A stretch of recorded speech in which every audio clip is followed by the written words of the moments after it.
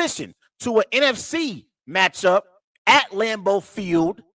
It's the Dallas Cowboys, 6-2, favored by 5 points, traveling to Green Bay to take on the 3-6 struggling Packers. It's a 4:25 kickoff. The over-under for this game is 43.0. Mike McCarthy spent 13 years in Green Bay coaching Aaron Rodgers. Aaron Rodgers and Mike McCarthy both spoke about the upcoming matchup this weekend at Lambeau Field. Take a listen. Green Bay. Green Bay wasn't just a place you coached. It's very much, where you lived. And Jessica, a special place for her, for your kids. What about the area do you and as a family, as a unit, miss? So this is you guys trying to make me cry.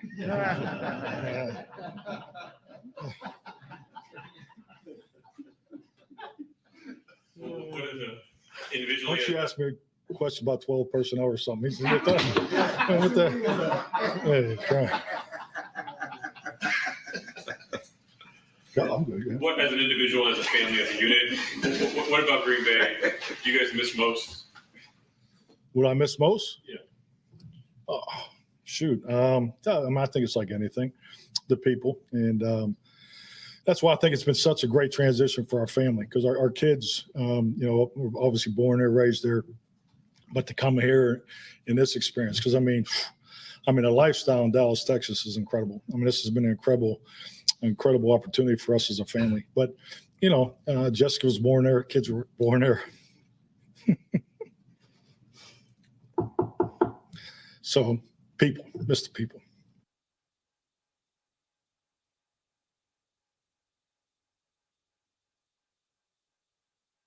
As well. We've always kind of been in touch a little bit more, I'd say the last year or so. I think as time goes by, the gratitude for that time as you look back on the journey of your career is goes up a little bit. You appreciate the little things a little bit more because really this game and life is about the journey. And I'll always be tied with him because of the connection that we had and the years we spent together. Obviously, my longest tenured coach, longest tenured play caller. Thankful for those years and thankful maybe a little bit more as the years go by. That was Mike McCarthy, head coach of the Dallas Cowboys, and Packers quarterback Aaron Rodgers on Mike McCarthy returning back to Green Bay to take on the Green Bay Packers. And I want to say this as a Packers fan about Mike McCarthy coming back to Green Bay. I appreciate the 13 years Mike McCarthy spent as the Green Bay Packers head coach. He helped Aaron Rodgers win his one and only Super Bowl.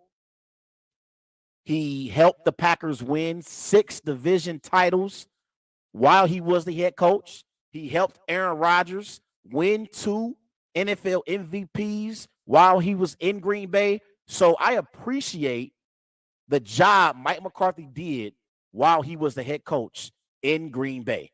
He spoke about the Packers organization and spoke up about coaching for one of the best franchises in the NFL. You knew that Mike McCarthy loved being the head coach of the Green Bay Packers. He really, really did. So I appreciate what Mike McCarthy did. And I believe him and Aaron Rodgers now have a better relationship than what they had when he was in Green Bay. Now, I don't believe all the reports out there about how toxic their relationship was, because Mike McCarthy got an opportunity to see Aaron Rodgers grow, and not only just grow on the football field, but grow as a man. You got to think Mike McCarthy was there when Aaron Rodgers got drafted by the Green Bay Packers. So he was his longest tenured head coach and his longest tenured play caller, like Aaron said. So I believe that they have a better relationship now than what they had probably towards the end of Mike McCarthy in Green Bay before he ultimately left. And then even after he left, Aaron Rodgers, he told fans in the city of Green Bay, if you see Mike McCarthy out, speak to him, give him the respect that he deserves. So I believe that, when you go through a divorce, whether it's sports, whether it's a marriage, whatever the case may be, I believe after so much time goes by and the dust settles, I believe it's smart to take the high road, especially when it comes to sports. You look at Bill Belichick and Tom Brady when they faced off against each other last year. Both Belichick and Brady were respectful of each other, and they both praised one another for those Patriots dynasties. And you don't now with Pete Carroll and Russell Wilson, who I'm going to talk about in a bit. Russell Wilson and Pete Carroll, they have a different type of relationship. And so again, like I said, I think Aaron Rodgers and Mike McCarthy both have matured. And again, like when you get a chance to see a quarterback develop into being a Hall of Fame quarterback, like Mike McCarthy got to see with Aaron Rodgers, it's a certain respect that he will always have for A-Rod. But I believe A-Rod will always respect Mike McCarthy because Mike McCarthy helped Aaron Rodgers win his 2 NFL MVPs and win his only Super Bowl. Now let's transition to the actual game and the matchup. Obviously, the Dallas Cowboys are the superior football team. The Packers are on a 5-game losing streak. They just got beat by the Detroit Lions, a game in which they didn't even score 10 points.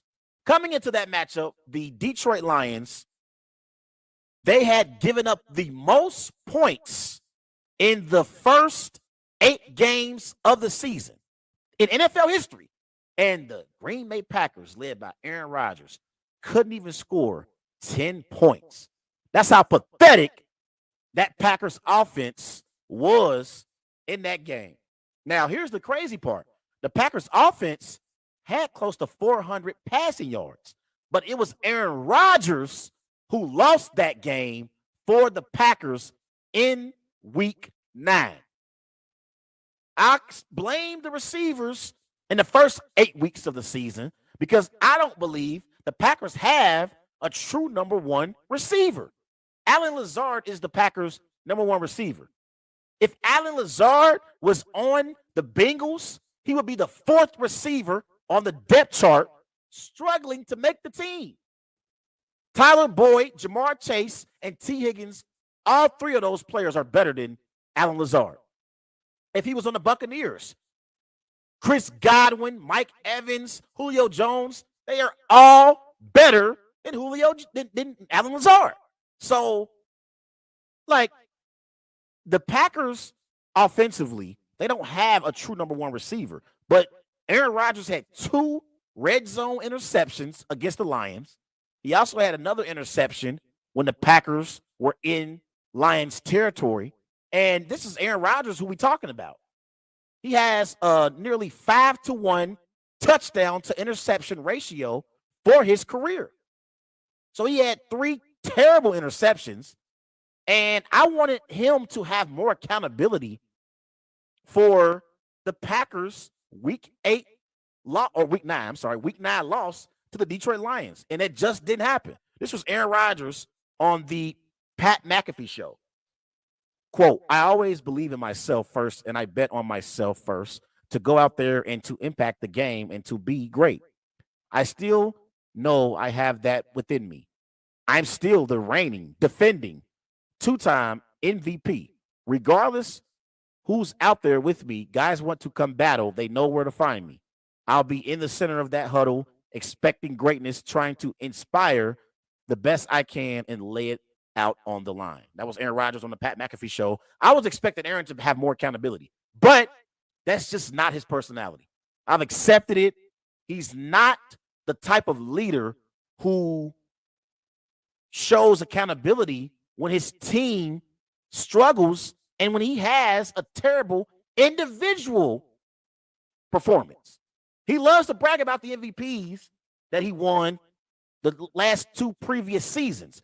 But he ain't talking about how terrible he was against the Detroit Lions and those 2 pathetic red zone interceptions that he threw. Now, here's the crazy part.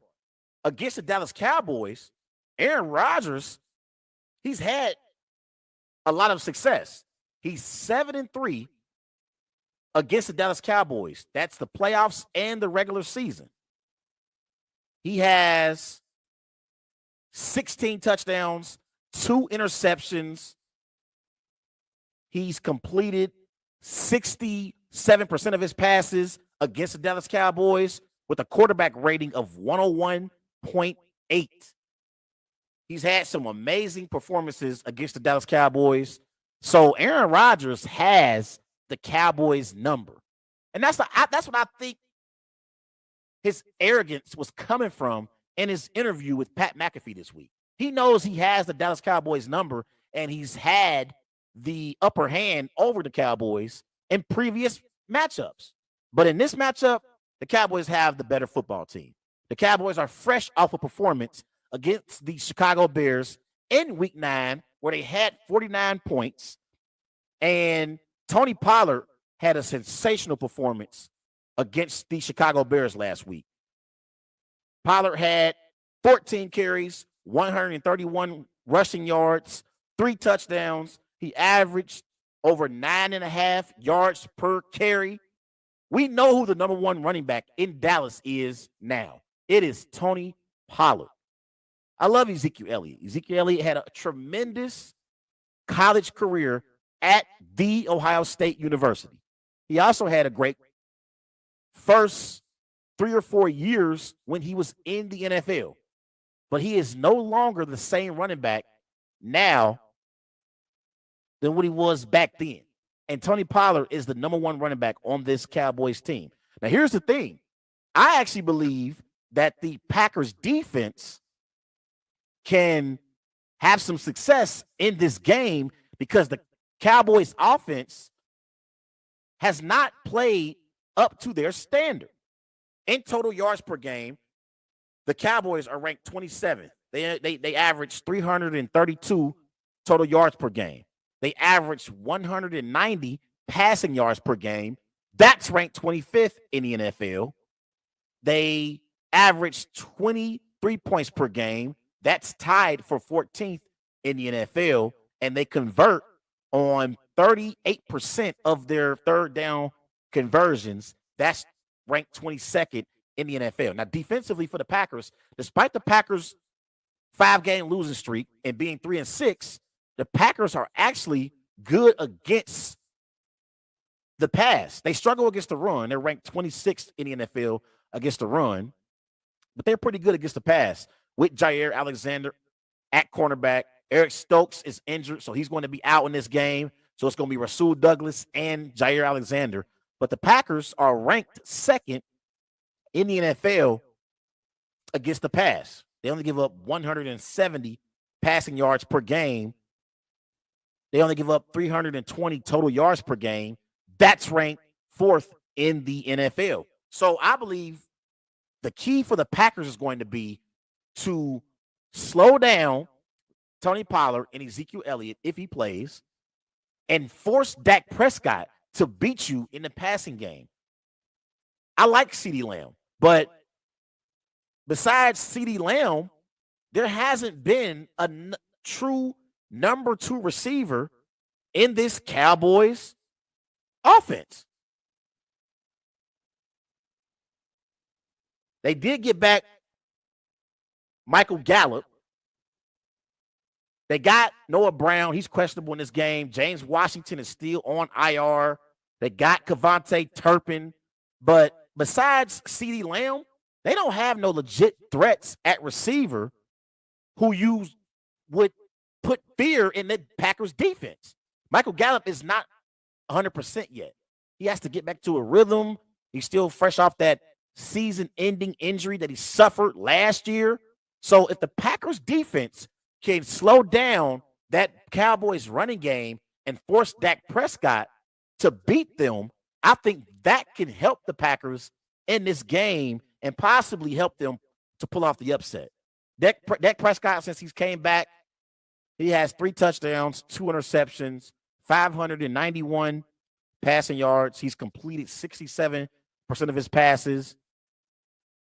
Last week in their blowout win over the Bears, it was the running game that had the Cowboys firing on all cylinders. It wasn't the passing game last week against the Bears.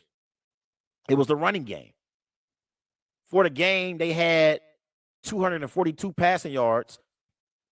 But in today's NFL, that's not saying much. If you get over 300 passing yards, 350, that's a lot of passing yards. But 242 yards in a pass-heavy league is not much. They had 200 rushing yards last week against the Bears.